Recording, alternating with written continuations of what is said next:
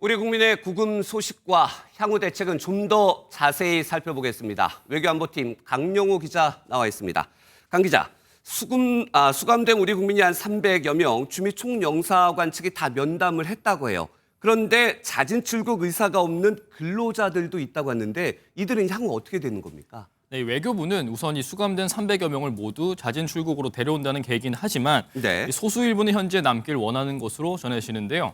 이 자진 출국에 응하지 않는다면 이민세관 단속국이죠. IS의 조사를 거쳐 기소 여부가 결정이 되고요. 이어 이민 재판에 회부되면 강제 추방 여부가 결정되기까지 적게는 수개월에서 수년이 걸릴 전망입니다.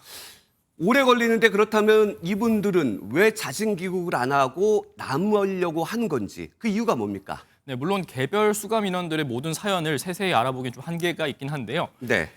다만 일부 인원은 영주권까지 갖고 있음에도 체포 당일 관련 서류를 구비하지 못해서 수감된 것으로 전해집니다. 이럴 경우엔 자진 출국에 응했다가 자칫 재입국길이 막힐 것을 우려해 재판에서 명확하게 자신의 합법 체류 여부를 가리려는 의도로 풀이됩니다. 그러니까 영주권을 갖고 계신 분들은 국내로 들어왔다 다시 미국으로 가는 것 자체가 어렵기 때문에 미국에서 해결을 보려고 할 가능성이 높다. 네. 이런 얘기신데 그렇다면 가장 큰 화두인 자진 출국으로 귀국하신 분들 다시 미국으로 갈 때 제한이 없습니까? 네, 일각에선 강제 추방과 다르게 자진 출국을 한다면 재입국이 가능하다 이런 주장도 있지만 제가 전문가들을 취재해 보니까 자진 출국을 하더라도 기록이 남는 건 똑같다고 합니다. 결국에 이 기록에 따라서 추후 재입국에 제한이 걸릴 수도 있는 겁니다. 네. 제한이 걸릴 수 있다. 그럼 그 문제를 해결하기 위해서 조현 외교부 장관이 미국에 갔잖아요. 어떻게 되고 있습니까? 네, 우리 정부가 나서서 이 자진 출국자들에 대한 일종의 신원 보장을 하겠다는 겁니다. 그러니까 일각에선 트럼프 대통령이 입법 절차 없이 내릴 수 있는 행정명령에 기대를 걸기도 하는데요. 그러니까 일정 수준 이상의 대미 투자를 한 국가들에 대해서 비자 면제를 해주자는 겁니다. 다만 이 경우에도 이번 조지아 배터리 공장 사태는 소급 적용을 받아야 하는 만큼 재입국을 100% 보장하기는 어렵다는 지적입니다.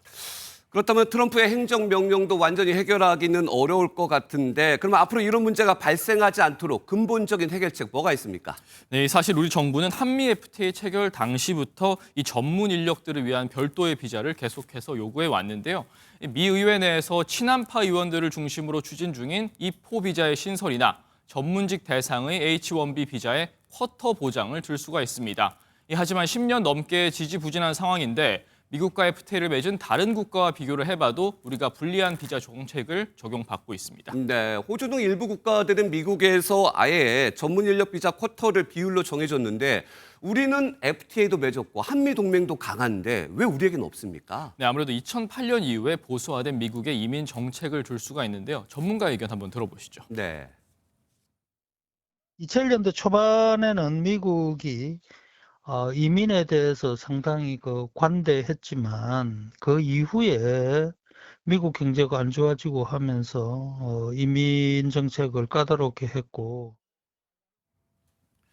다만 동맹국들에게 많은 대미 투자를 원하는 트럼프 정부의 특성과 공화당 다수인 의회 상황을 봤을 때 이번이 비자 문제를 해결할 적기라는 의견도 제기됩니다. 네, 알겠습니다. 여기까지 듣겠습니다. 외교안보팀 강영호 기자였습니다.